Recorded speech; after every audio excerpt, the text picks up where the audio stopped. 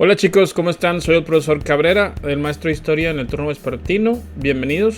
El día de hoy estamos en la semana número 7, del 5 al 9 de agosto. Perdón, de octubre. Yo ya quiero regresar el tiempo, pero estamos en octubre. Vamos a hablar un poquito sobre la llegada de América de los primeros grupos de pobladores, los que venían, por así decirlo, cazando, que eran, pues, que no se establecían en un solo lugar, que iban avanzando poco a poco y que de cierta manera fueron formando las culturas que después se convertirían en Mesoamérica. Ese es el primer punto. El segundo, bueno, dentro de este segundo punto vamos abarcando lo que serían algunos aspectos que estas mismas poblaciones tuvieron como relevantes para que pues su vida se diera poquito a poquito más allá de lo cotidiano, sino que se enfocara ya como una civilización. Y por último, el proceso que vivieron estas mismas culturas para pasar de cazadores a pues agricultores, de cómo ellos, por así decirlo, educaron o domesticaron, por así decir, el maíz dentro de nuestro país y nuestra Mesoamérica. Entonces vamos a empezar con esto, chicos, no sin antes un pequeño video cortito, todavía más cortito que los de antes, sobre algunas recomendaciones, ya sea emocionales o de higiene, ahora que estamos en la contingencia y que seguimos en ella. Vamos a eso y ahorita regresamos.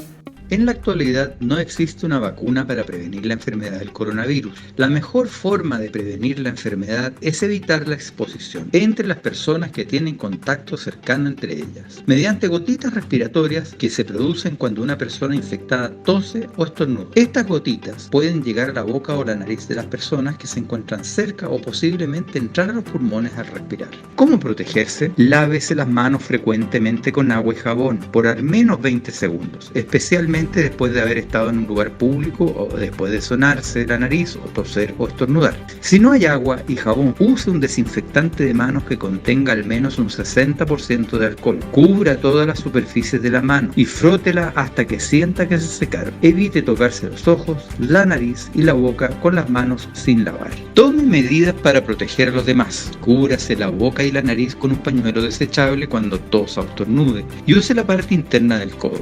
Bote los pañuelos desechables que haya usado a la basura.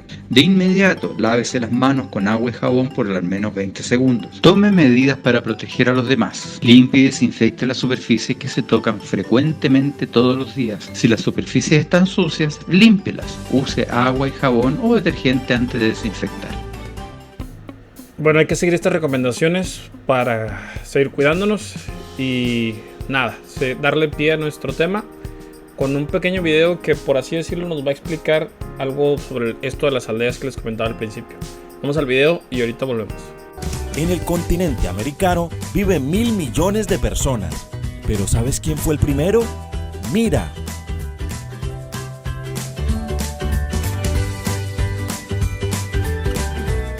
Hoy vamos a estudiar algunas teorías sobre el poblamiento de América.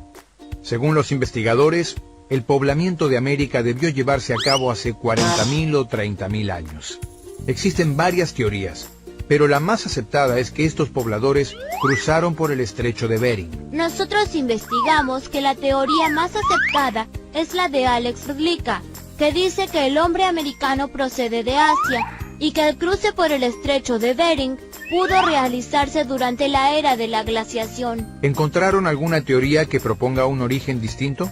Sí, un investigador llamado Paul Rivet dice que si bien los primeros habitantes eran de origen asiático, luego se desencadenaron diferentes oleadas australianas y de pueblos melanesio-polinesios que ingresaron por el Océano Pacífico. Veo que investigaron mucho.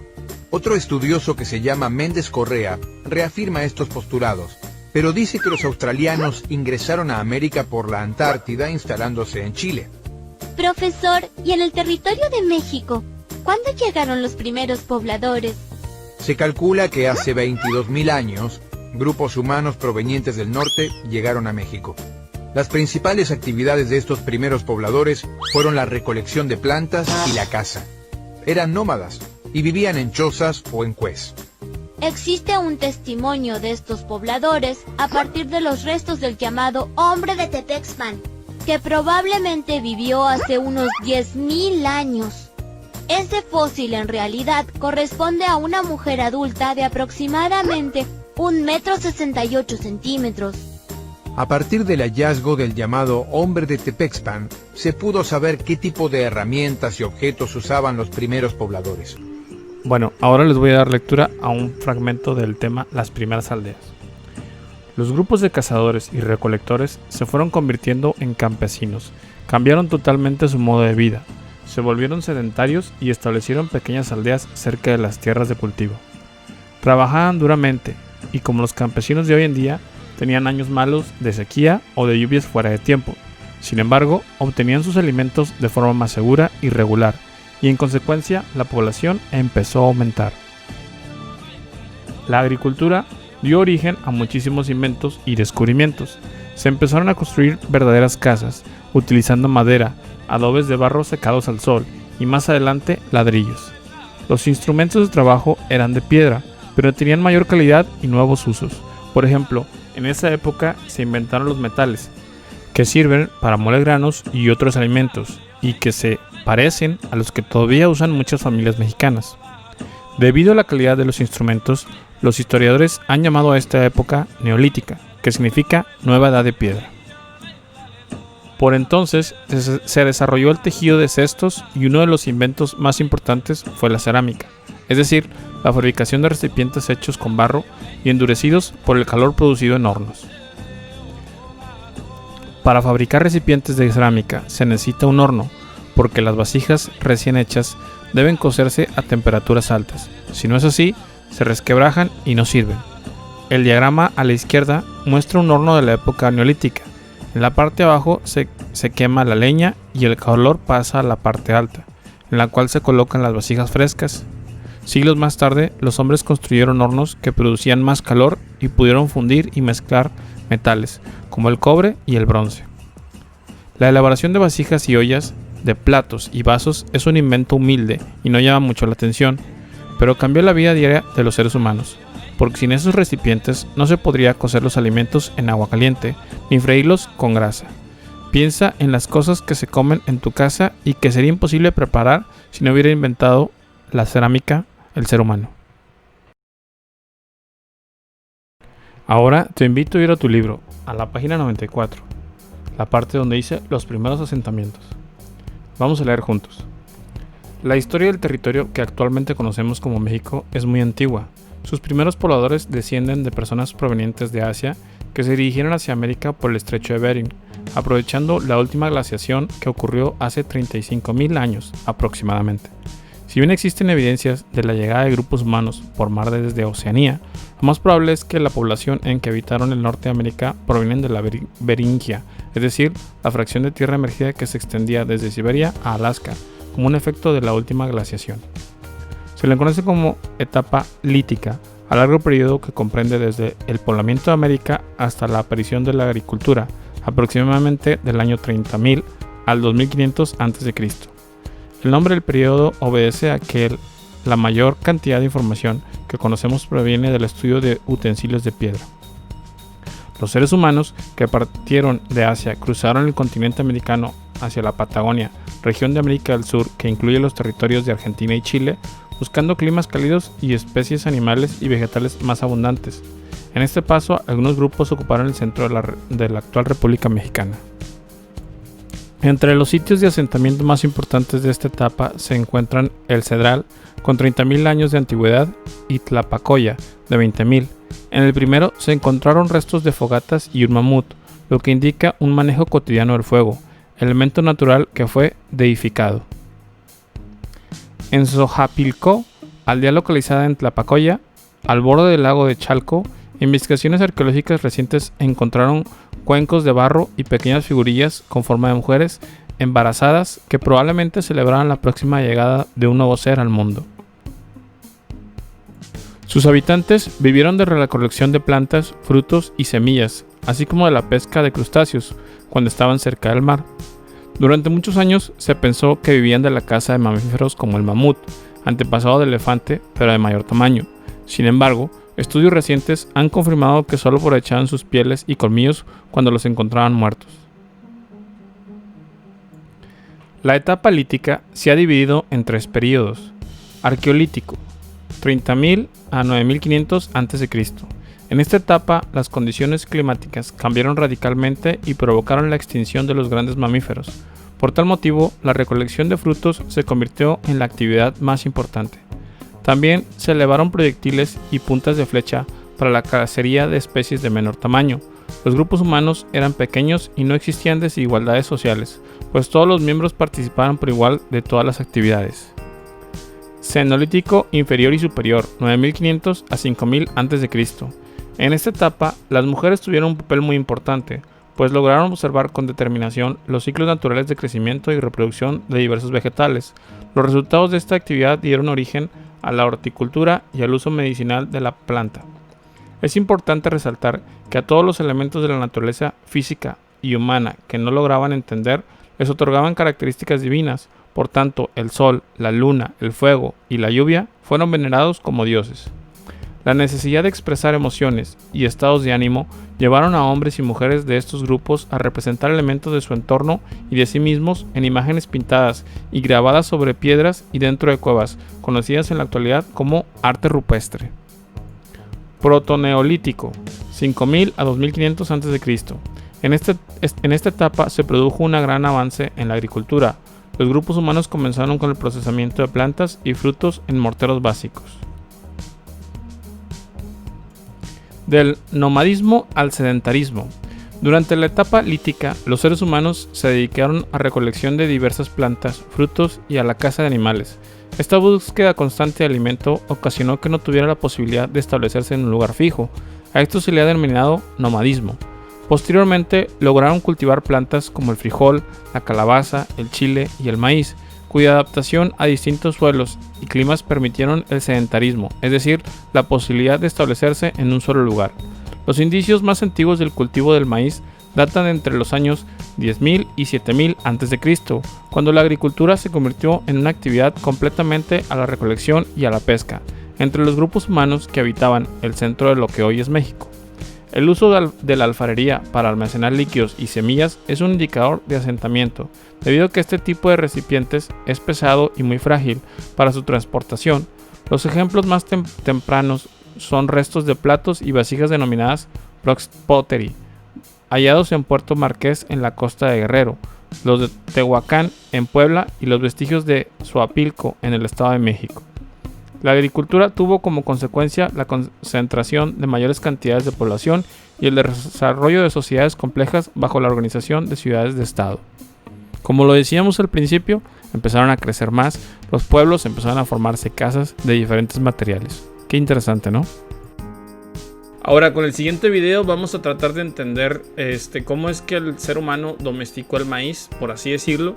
Y todas las leyendas o historias que podían haber estado alrededor surgiendo en aquellas fechas. Ya ven que, como dice el relato del libro, cuando no había una explicación real para ellos o una explicación humana, por así mencionarlo, buscaban una explicación de deidad.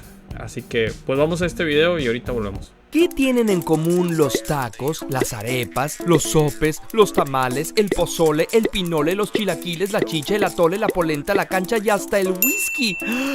¡Que todos son deliciosos! Y al menos uno se te antojó ahorita. Bueno, eso y que todos ellos están hechos a base del mismo ingrediente, el maíz. Los mexicas y mayas lo consideraban tan importante que en sus leyendas los seres humanos fueron creados de masa de maíz. Y con razón, junto con el arroz y el trigo, también cereales, es uno de los alimentos básicos que nutren al mundo. Es el cereal que más se produce en el planeta, más de 800 millones de toneladas cada año. Lo hay en diferentes tamaños y colores y es rico en vitamina B2 y B6, además de carotenoides, muy buenos para la vista. Pero ¿a que no sabías que el maíz no siempre fue como es ahora? La planta del maíz es una gramínea, es decir que pertenece a la familia de las poáceas. Es un pasto, pues. ¿No es muy diferente del césped que encuentras en tu jardín? Un día fíjate en una planta de césped y ve si le encuentras parecido. El ancestro del maíz se llama teocinte o teocintle y es muy similar a cualquier maleza. Si lo examinas con atención verás que tiene una hilera de granitos. Hace como 10,000 años crecía silvestre en las zonas altas de Centroamérica y el sur de México. Allá, por el año 5000 a.C., fue domesticado, probablemente en el valle de Tehuacán, en México. Los habitantes de estas zonas se comían los granos, pero tenían cuidado de guardar los más grandes y saludables para sembrarlos el año siguiente, de manera que las plantas que daban frutos más provechosos recibían más cuidados y se reproducían más. Después de muchas generaciones y valiéndose además de cruzar especies, las hileras de granitos se convirtieron en verdaderas mazorcas. Es un caso de selección artificial, una muestra de cómo funciona la evolución, de manera muy similar a la selección natural, pero de forma intencional. Cada planta de maíz desarrolla 2 flores. La de arriba es la flor masculina, se llama espiga y tiene estambres que producen polen. La de abajo es femenina, está envuelta en hojas de las que sobresalen los estigmas, a los que conocemos como pelos de elote. Cuando el polen de esa planta o de una cercana fecunda a las flores femeninas, crecen los frutos. Cada granito de elote es una fruta individual y la mazorca completa es una fruta múltiple, como las moras o las piñas. El maíz es un ejemplo de una planta que ha sido modificada por los humanos para hacerla más grande y nutritiva. Es un proceso que ha durado miles de años y ha implicado el trabajo de cientos de generaciones de agricultores. Sus resultados no pertenecen a un individuo o a una compañía, sino a una cultura completa y a la humanidad. Buscar patentar una especie para controlar el mercado de una planta tan importante plantea serios problemas éticos y una posible amenaza a la biodiversidad, por decirlo menos. La leyenda wixárika dice que en un pueblo todos estaban aburridos y querían algo de comer que se pudiera preparar de muchas formas diferentes. Un muchacho sabía que las hormigas eran las guardianas del maíz y se puso a seguir una fila de ellas, hasta que se quedó dormido y las hormigas le comieron la ropa. Cuando despertó, un pájaro lo guió hasta donde había 5 doncellas, hijas de la madre del maíz: mazorca roja, mazorca amarilla, mazorca negra, mazorca blanca y la más hermosa, mazorca azul, con la que el muchacho se casó y a la que se llevó a su pueblo. Ahí, Mazorca Azul regaló semilla y enseñó a cultivar a todos. Y cuando murió, Mazorca Azul se convirtió en el delicioso atole, bebida caliente que disfrutamos hasta la fecha. Y el maíz azul, ahora no tan común como antes, es el que tiene mayor cantidad de antocianinas, un poderoso antioxidante. Bueno, ahora obviamente te toca a ti, como siempre lo digo, pero esta vez vamos a hacer algo un poquito diferente. Vamos a hacer un tríptico, que es una hoja dividida en 3 secciones. Y vas a notar todo lo que sea bastante o más importante para ti del tema.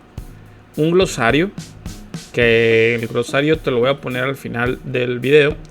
Y un pequeño, pues por así decirlo, mapa conceptual sobre el maíz, en el que incluyes dibujos y algunos datos que hayas visto en los videos que vimos sobre el maíz, para que enriquezcas este tríptico. Esta es una tarea en conjunto, porque vas a escribir las notas generales del tema, vas a hacer tu glosario y vas a hacer un mapa conceptual dentro del tríptico sobre el maíz. Y es todo. Espero que la estés pasando bien a pesar de la contingencia que estamos viviendo.